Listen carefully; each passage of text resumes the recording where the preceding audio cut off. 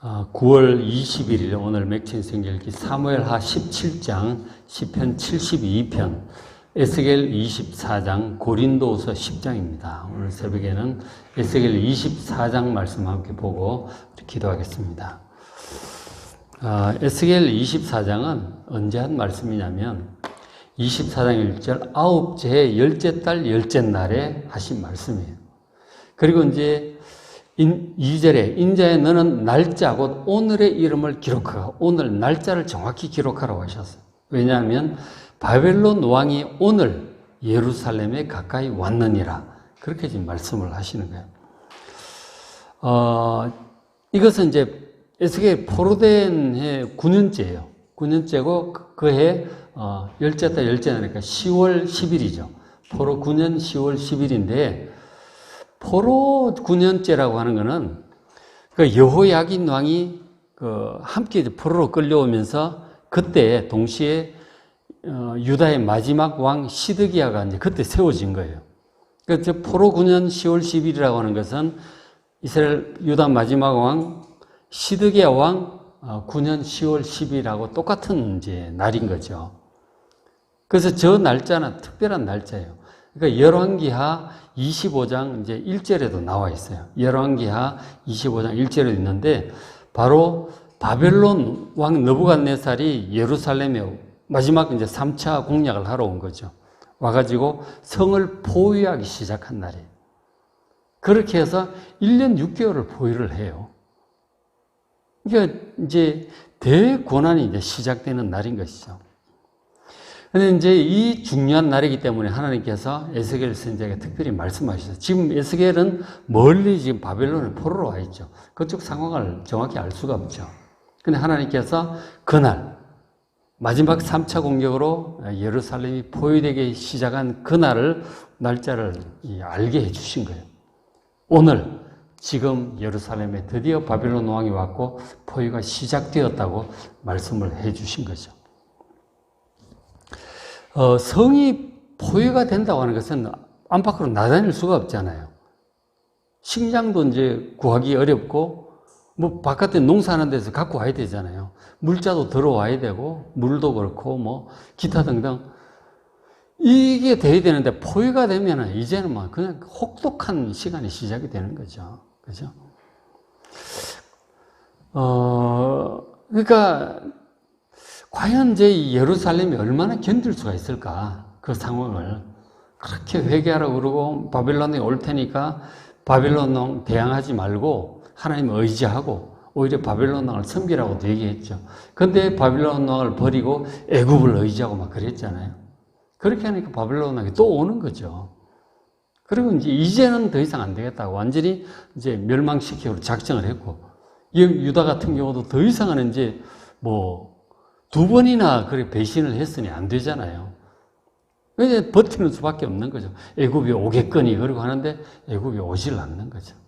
그러면 그 갇혀가지고 버티기 시작하는 이제 그런 시간이 이제 시작이 되는 것이죠.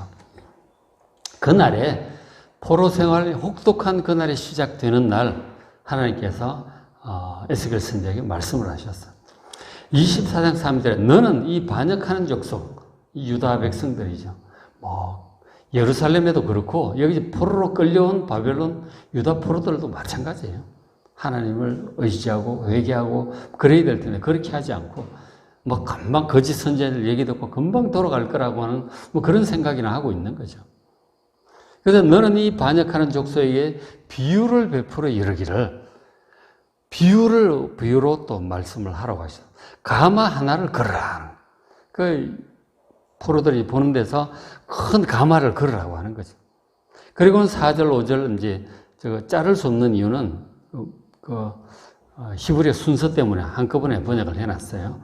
자, 가마를 건 후에 물을 붓고, 그렇죠? 물 붓고 양떼에서 한 마리를 골라 각을 떠라. 각을 떠서 뭐 다 하는 거죠. 해서 모든 좋은 덩이 뼈 전부 모아 넣어라. 모아 넣고 그 고른 뼈를 가득히도 담고 뼈가 무르도록 삶을지어다. 막 자르고 각을 떠고 해가지고 다 집어넣고 그냥 푹 삶으라고 하는 거죠. 자, 그렇게 이제 삶으라고 하셨는데 6절에 피를 흘린 성읍 녹슨 가마 곧 그 속에 녹을 없이 하지 아니한 가마에 화 있을진자. 이 녹이라고 하는 것은 가마솥 안에 이미 녹이 막 있는 거예요. 그러니까 그 안에 뭐 고기고 뭐 뼈고 넣어서 삶는데 녹이 있으니까 먹을 수 있겠어요? 그렇잖아요. 녹이 있는데 그걸 뭐 아무리 삶은들 뭐 녹이 나오는데 어떻게 먹겠어요? 어쨌든 녹슨 가마에 다 집어넣고 삶으라고 하신 거죠. 이것은 이제 뭐냐면, 지금 이제 가마솥에 있는 그 고기 이 양떼 하나님의 백성들을 얘기하는 거예요. 그리고 녹슨 가마는 예루살렘을 지금 가리키고 있는 것입니다. 그러니까 이 바벨론에 의해서 포위되어 가지고 지내는 기간이 지금 이제 가마솥 안에서 막 불 때는 상황과 같을 것이다. 그 말씀을 하는 거죠. 상당히 무서운 말씀이죠. 가마솥 안에 고기들 계속 불을 떼면 어떻게 되겠어요? 처음에는 떳떳하게 좋을지 모르겠지만 점점 뜨거워질 거 아니에요. 그렇죠? 그런 상황이다 하는 거죠. 상당히 고통스러운 상황이 시작될 것임을 보여주시는 거죠. 근데 문제는 그 가마솥 안에 녹이 잔뜩 나가지고 그거 참 쓸모없다 하는 거죠. 먹을 수도 없고. 그런 상황이 이제 되는 거죠. 결국은 뭐냐면 이 녹이 없어져야 되는 거예요. 그래 가마솥이 깨끗해야 거기에 삶아서 뭐 먹을 수도 있고 뭐 그렇지 않겠어요? 근데 녹이 가득 쓸어가지고 참 쓸모없는 상황인 거예요. 그 녹을 없애야 되는 거겠죠. 자, 보시면 24장 10절에 그 고기를 계속 삶으면 허물허물해서 다 녹아버리죠. 고기들이. 그리고 국물을 계속 불로 끓이는 거죠. 그러다 보면 이제 물이 다 마르겠죠. 그 솥에 있는 물이 다 말라버리면 이제 마른 솥에 계속 불을 떼면 어떻게 돼요? 타는 거죠. 뼈가 다 타고 고기도 다 타버리고 이제 그렇게 되겠죠. 이게 지금 예루살렘 상황인 거죠. 11절에 가마가 빈 후에, 그러니까 뭐 고기도 다 타고 뭐 뼈도 다 타고 그거 뭐 다 타버리죠. 다 타버리죠. 그렇게 다 탄 다음에는 어떻게 계속 불을 떼는 거죠. 11절에 가마가 빈 후에 다 타버린 후에 숯불 위에 놓아. 그리고 뭐 다 탄 것들 끄집어내고 그럴 거 아니에요. 그런 뒤에도 그 가마솥 계속 이제 불을 떼는 거죠. 그러면 그 가마에 놋을 달궈서 놋으로 된 솥이 다 벌겋게 달궈지는 거죠. 그 속에 더러운 것들이 녹아버리고 녹이 소멸될 때까지 계속 불로 달구는 거죠. 계속 달구면 이제 녹이 이렇게 떨어져 나오지 않겠어요? 그렇게 되는 거죠. 그 녹이 이제 백성들의 죄악을 지금 가리키고 있는 거잖아요. 백성들의 죄악인 거예요. 예루살렘의 죄악, 우상숭배가 가득한 그 도성의 죄악이에요. 우상들이 가득하단 말이에요. 그리고 막 음란하고, 힘 있는 자들은 또 음란하고, 또 그리고 약한 자들 짓밟고 탈취하고, 온갖 죄악이 가득 찬 거죠. 그런 예루살렘의 상황이고, 그 안에 백성들은 지금 이제 고난을 겪게 되는 거죠. 이 가마솥을 불을 떼는 이 불, 이게 13절 하나님 말씀하시죠. 내가 너에게 한 예루살렘을 향한 이 분노를 풀기 전에는 너희 더러움이 다시 깨끗해지지 않을 것이다. 이 불이 바로 가마솥을 떼우는 불이 하나님의 진노의 불길이에요. 그것을 통해서 결국은 백성들도 이렇게 죽어가고 그리고 가마솥도 벌겋게 달궈지면서 결국은 죄악이 그래야 이제 제거가 되겠죠. 이 하나님의 진노가 다 풀릴 때까지, 이 죄악이 깨끗해질 때까지 결국은 이 고난이 계속되는 거죠. 그러길 결국은 얼마나 갈지 모르겠는데, 모르죠, 에스겔도. 결국 결과적으로 나중에 1년 6개월을 가는 거예요. 시드기야 왕 9년 10월 달에 해가지고 10년 11월 4월까지 가요. 11월 4월 9일인가. 1년 6개월을 가는 거예요. 혹독한 상황이죠. 그 이유가 하나님께서 힘이 없어서 이방 신들보다 약해가지고 예루살렘을 보호를 못 하시는 게 아니에요. 그게 아니고 백성들의 죄악 때문에 지금 하나님께서 허락하신 일인 것이죠. 그리고 특히 그 중요한 목적 중 하나는 백성들로부터 죄악을 제거하는 거예요. 지독한 거죠. 뿌리가, 죄악의 뿌리가. 하나님보다 우상을 더 의지하고, 그리고 하나님 말씀을 안 들으니까 각종 죄악들을 행하게 되는 거잖아요. 그래서 이런 일이 오는 거라니까. 하나님께서 하시는 일인 것이죠. 그거를 이제 이 바벨론에 와 있는 포로들에게 이 실물 비유죠. 선포하신 것이죠. 참 혹독하죠. 이 예루살렘이 포위되기 시작한 날 멀리 바벨론에 있는 에스겔에게 이런 말씀을 하시고 포로들에게 얘기를 하신 거죠. 하나님께서 하시는, 왜 그러냐면은 이 바벨론에 와 있는 포로들이 거짓 선지자들의 얘기를 듣고 2, 3년이면 나라가 회복될 거다. 애굽은 도와줄 것이고 바벨론 왕은 이제 못 올 것이고 나라가 회복, 우리도 곧 돌아갈 것이다. 그렇게 생각을 하고 있는 거죠. 회개하지도 않고 그런 거짓 선지자들 얘기를 듣고 엉뚱한 것을 믿고 있는 거죠. 그래서 결국은 포위가 시작되었고, 이 끓는 불에 끓는 가마처럼 그렇게 되다가 녹이 떨어질 때까지 그렇게 될 거지. 금방 포위가 풀릴 것도 아니고, 애굽이 금방 올 것도 아니고, 결국은 멸망하고, 이 죄악이 소멸되기까지 이 환란이 계속될 거라고 그렇게 말씀을 하시는 거죠.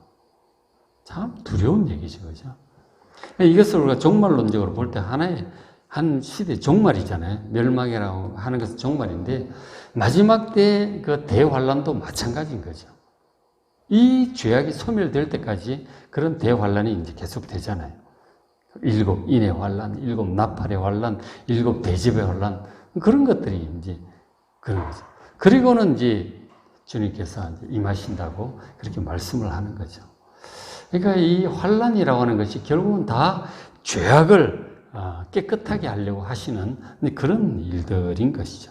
하나님이 하시는 일들이다. 그렇게 하고는 이제 24장 뒷부분에 또 어떤 일이 있느냐면 이것도 기록을 하고 있는데 24장 16절에 하나님께서 에스겔에게 말씀하셨어요. 인자야, 내가 네 눈에 기뻐하는 것을 한 번 쳐서 빼앗을 것이다. 에스겔 선지자가 아주 기뻐하는 게 있어요. 아주 소중히 여기고 굉장히 좋아하고 사랑하고 기뻐하는 게 하나 있어요. 그걸 한번 쳐서 빼앗겠다는 거죠. 하나님께서. 이게 과연 뭘까? 어쨌든 에스겔도 몰라. 뭔지 정확히 몰라요. 그렇게 하는데, 그러니까 에스겔이 굉장히 기뻐하는 것, 사랑하는 것, 소중한 것을 빼앗는데, 근데 하나님께서 하시는 말씀은 너는 슬퍼하거나 울거나 눈물을 흘리지 말라는 거죠.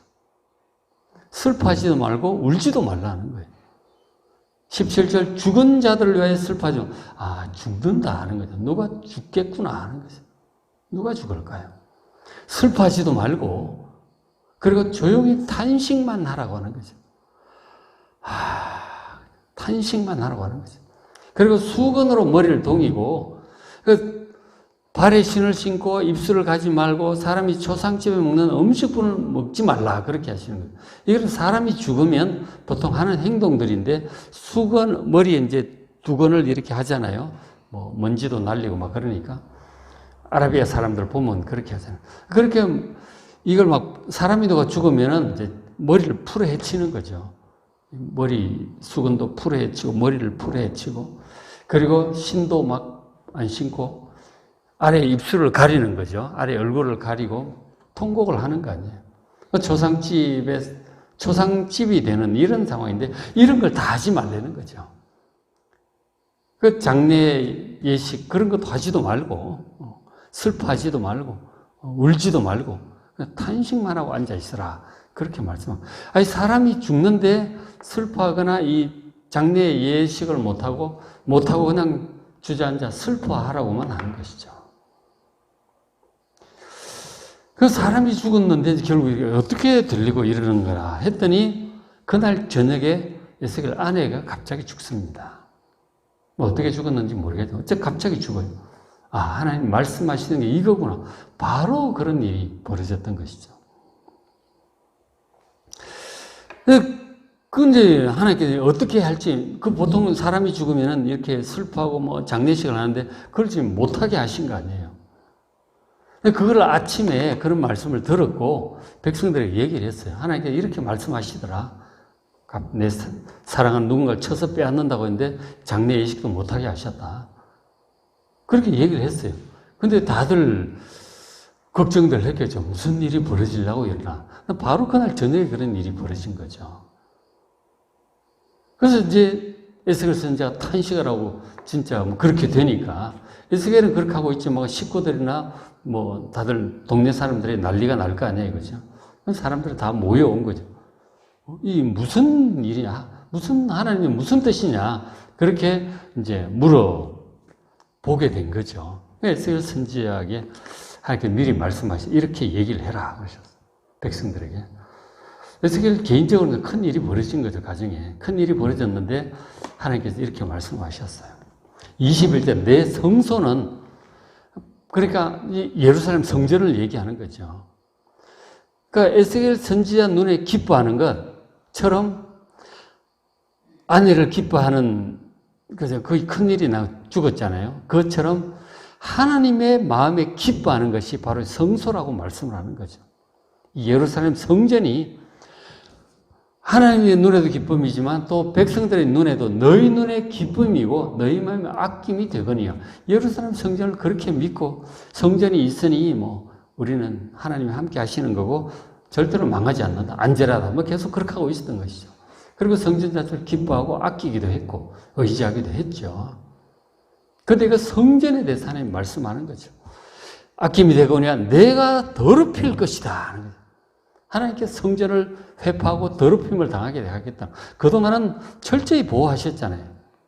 성전 바깥에 레위인들이 다 지키고 있고, 아주 뭐 정결한 제사장만 들어와서 아주 정결 예법을 따라 그렇게 정결을 유지를 했잖아요. 그런데 이것이 이제 더럽혀질 것이다. 이방인에게 짓밟힐 것이다. 그건 왜 하나님 힘이 없어서 그런 게 아니에요. 하나님께서 더럽히시겠다는 거죠. 그 앞에 이제 뭐 쭉 보면 나왔지만, 에스겔 선지자 환상 중에 예루살렘에 가서 보게 하셨죠. 가보니까 뭐 성전 안에 뭐 벌레 그림도 있고 뭐 우상들 갖다 놓고 성전 안에서 성소를 등지고 동방 태양에게 경배하고 막 그렇게 하고 있잖아요. 우상들이 성전 안에 가득 차서 하나님께서 더러워서 못 이겠다고 나가버리셨잖아요. 그래서 하나님께서 버리시는 거예요. 정말 귀중하고 기쁨이 되고 아끼는 것이지만 백성들이 보기에도 하나님 보시기에도 귀중하고 기뻐하는 것이고 아끼는 것이지만 이렇게 되니까 이제 버리신 거라고요. 성전이 회포될 것이다. 더럽혀질 것이라고 말씀하는 거죠. 그리고 너희의 버려둔 자녀를 칼에 엎드리게 할 것이다. 바로 이제 백성들이 기뻐하는 것은 자기 자녀들이고 예루살렘 백성들이죠. 그 에스겔의 아내가 지금 성전과 예루살렘 백성을 상징하고 있는 거예요. 곧 당할 포위 끝에 당할 그 일을 지금 에스겔 선지자의 아내를 하나님께 데려가심으로 모두에게 보이신 것이죠. 이건 장난 아니다. 큰 일이다. 그렇게 될 때, 멸망하게 될 때 22절 너희가 에스겔이 행한 바처럼 그렇게 행하여 입술을 그렇게 가리지 않고 23절 울지도 아니하되 죄악 중에 패망하여 피차 바라보고 탄식하게 될 것이다. 예루살렘 멸망하는 날 그렇게 될 것이다 하는 거죠. 그러니까 이게 실제로 이제 사람이 죽으면은 슬프고 막 이것도 여유가 있을 때 그렇게 되는 거지. 나라가 망하고 그렇게 되면은 울 기력도 없어요. 그야말로 절망이죠. 성전도 무너지고 너무 일이 커지면 울지도 못해요. 그냥 정신이 없는 거예요. 많이 죽기도 하고 그냥 털썩 주저앉아서 뭐 탄식하는, 넋이 나가는 거죠. 그래서 무슨 장례식을 하겠어요? 무슨 음식을 먹겠어요? 무슨 장례 예법이 있어요? 기가 막혀서가 넋이 나가는 것이죠. 그런 상황을 지금 얘기를 하시는 거죠. 포위가 시작될 것이고 끝나는 날 저렇게 될 거다 하는 거죠. 이 이제 포위의 끝을 지금 말씀을 하고 있는 거 아니에요. 그리고 하나님께서 계속 말씀하시기를 25절 에스겔에게 말씀하시죠. 인자야, 내가 그 힘과 그 즐거워하는 영광, 그 눈이 기뻐하는 것, 그 마음이 간절하게 생각하는 그 자녀, 다 그렇잖아요. 막 귀중하게 여기는 자녀들, 그리고 성전, 이게 이제 많은 사람들 죽게 되겠죠. 예루살렘 마지막 멸망의 날이에요. 21절 곧 그날에 도피한 자가 네게 나와서 네 귀에 그 일을 들려주지 아니하겠느냐. 예루살렘 멸망을 하게 되면 그 중에서 누군가가 도망쳐 나와가지고 바벨론으로 올 거다. 소식을 전해줄 것이다. 그렇게 말씀을 하세요. 그러니까 결국은 이제 저것이 어디 나오느냐면 에스겔 33장에 나와요. 나중에 읽어보시면 33장 21절에 읽어드릴게요. 33장 21절 보면 우리가 사로잡힌 지 12째 해, 12째 달, 5째 날. 그러니까, 그날에 예루살렘에서부터 도망하여 온 자가 내게 나와 말하기를 그 성이 함락되었나이다. 그런 거죠. 그러니까, 11년 4월에 이제 함락되었는데, 12년 12월 달에 왔으니까, 오늘하고 이제 걸린 시간도 또 있었겠죠. 그래서 누군가가 와서 함락되었다는 소식을 이제 직접 전해줍니다. 다시 이제 돌아가서. 어쨌든 하나님께서 누가 알려줄 거라고 하더니 실제로 누가 와서 그 소식을 전해준 것이죠. 그리고 27절 중요한 말씀을 하셨는데 그날엔 네 입이 열릴 것이다. 에스겔 쓰는데 입이 열려서 도피한 자에게 말하고 위로도 하고 그리고 다시는 잠잠하지 않을 것이다. 그동안은 하나님 말씀을 전하기도 하다가 어떤 때는 백성들은 완악하고 그러면 입이 딱 막혀서 하나님 말씀도 말씀도 안 주시고 그러셨어요. 그러니까 하나님 말씀 전해도 너무 완악하고 듣지 않으면 해봤자 소용이 없죠. 그럴 때는 또 입을 다물기도 하고. 그러면서 지금 포로 생활 이제 9년째까지 오고 있는 거잖아요. 그리고 11년, 12년까지 이제 가게 되는데 어쨌든 하나님 말씀 전해도 별 소용이 없어서 그때까지. 그러나 예루살렘이 멸망한 이후에는 이제 제대로 하나님 말씀을 전하게 될 것이고 백성들도 그때부터는 제대로 듣게 될 것이다. 그 말씀을 하는 거죠. 다시는 잠잠치 않을 것이다. 그러니까 예루살렘이 완전히 멸망하고 그 소식을 들은 이후라야 이 바벨론 포로들의 이제 거짓 소망을 버리게 되잖아요. 거짓 선지자들 하는 얘기들 금방 나라가 회복될 거다. 뭐 2, 3년이면 회복될 거다. 그러기를 지금 막 12년까지 가는 거죠. 그러다 결국은 에스겔이 말한 대로 본토에서 예레미야가 말한 대로 진짜 나라가 멸망을 완전히 한 거죠. 그렇게 되어야 거짓 소망이 이제 없어지잖아요. 거짓 선지자들이 전부 엉터리였다는 사실이 드러나게 되고 예레미야가 그리고 에스겔이 한 말이 진짜 하나님의 말씀이라는 것을 알고 그때부터 제대로 듣게 되는 것이죠. 그 얘기를 하시는 거죠. 그때부터는 하나님의 뜻을 얘기하고 회개도 하고 제 마음이 다시 겸손해지고 그 우상들을 버리고 진실로 하나님을 섬기게 되는 것이죠. 그죠? 그때부터는 이제 예레미야가 에스겔 제대로 하나님의 말씀을 전하게 돼요. 그리고 이제 향후 멸망을 하겠지만 70년으로 회복될 거라고 그랬잖아요. 예레미야 선지자가. 그런 말씀들. 그리고 어떻게 신앙생활을 해야 될지 잘 지도를 했겠죠. 제대로 그때부터 되는 거예요. 그리고 이제 33장까지 그 멸망에 관한 내용이 이렇게 나오고 34장부터는 이제 회복에 관한 말씀을 시작을 합니다. 하나님께서 다시 회복시키실 것이다. 메시아도 보내실 것이고 영원한 하나님 나라가 세워질 것이다. 새 예루살렘 성이 세워질 것이다. 그런 말씀을 쭉 합니다. 성전에서 나오는 물이 온 천하를 덮을 것이다. 그 옆에 그 강물 옆에 무슨 생명나무가 자라고 열매가 맺히고 뭐 그런 말씀들. 영광스러운 하나님의 그 도성, 회복될 새 예루살렘 성에 관한 그런 말씀들이 쭉 이제 뒤에 이어지죠. 그렇죠? 그것은 그 가마솥 안에 녹이 제거되어야 되는 거예요. 이 뿌리 깊은 죄악성 이것들이 환란을 통해서 제거가 되어야 이제 온전한 회복과 영원한 하나님 나라가 임하게 되는 것입니다. 그래서 이 고난을 통해서 우리의 죄악을 없애시고 정결케 하시는 이 하나님의 섭리에 대해서 우리가 좀 깊이 깨닫고 또 하나님께서 허락하신 고난 기쁜 마음으로 감당하시고 믿음으로 잘 이기는 우리가 될 수 있도록 기도하는 이 새벽 되시길 바랍니다. 자, 오늘 맺힌 성경기 사무엘하 17장, 시편 72편, 에스겔 24장, 고린도서 10장 말씀 잘 읽으시고 은혜 많이 받으시기 바랍니다.